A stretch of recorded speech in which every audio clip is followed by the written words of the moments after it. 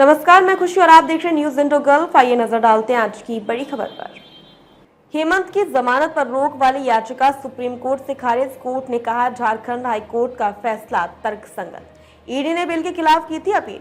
Supreme court ने झारखंड के मुख्यमंत्री हेमंत सोरेन की जमानत पर रोक की याचिका खारिज कर दी है। ईडी ने लैंड स्कैम से जुड़े मनी लॉन्ड्रिंग केस में मुख्यमंत्री हेमंत सोरेन को जमानत देने के झारखंड हाईकोर्ट के आदेश को चुनौती दी थी और सुप्रीम कोर्ट से जमानत रद्द किए जाने की मांग की थी। Justice B R. गवई और जस्टिस के.वी. विश्वनाथन की बेंच ने कहा कि हाईकोर्ट ने 28 जून को जो फैसला सुनाया था, प्रथम दृष्टया ये पाया गया कि सोरेन मनी लॉन्ड्रिंग के दोषी नहीं है। ये बहुत ही तर्कसंगत है। कोर्ट के इस फैसले के बाद झारखंड सीएम को बड़ी राहत मिली।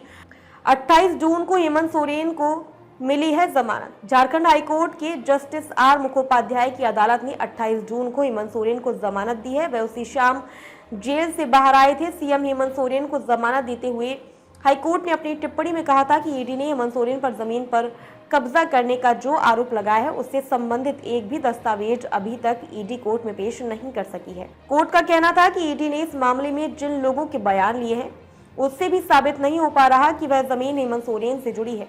क्या है सीएम हेमंत सोरेन पर आरोप?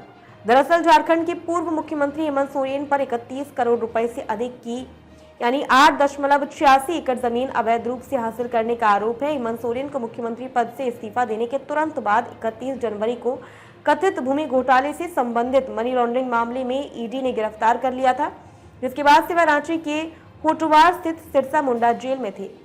ईडी की ओर से कोर्ट में दाखिल 191 पन्नों की चार्जशीट में हेमंत सोरेन, राजकुमार पाहन, हिलारियास कच्छप, भानु प्रताप प्रसाद और विनोद सिंह को आरोपी बनाया गया है। उस जमीन के टुकड़े को भी ईडी ने 30 मार्च को कुर्क कर लिया है, जिसकी कीमत 31.07 करोड़ रुपए से अधिक है। जांच एजेंसी को 2022 में रांची के मोहराबादी में रक्षा मंत्रालय की 4.55 एकड़ जमीन घोटाले से जुड़े मनी लॉन्ड्रिंग मामले की जांच करते समय उपरोक्त भूमि घोटाले के बारे में भनक लगी थी।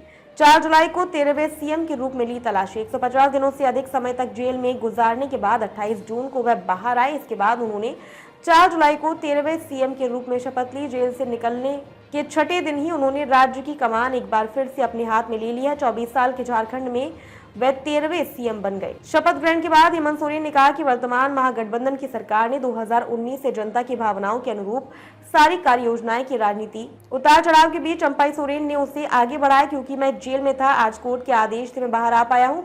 पुनः अपने कार्यभार को संभालते हुए बाकी के काम के लिए जाएंगे।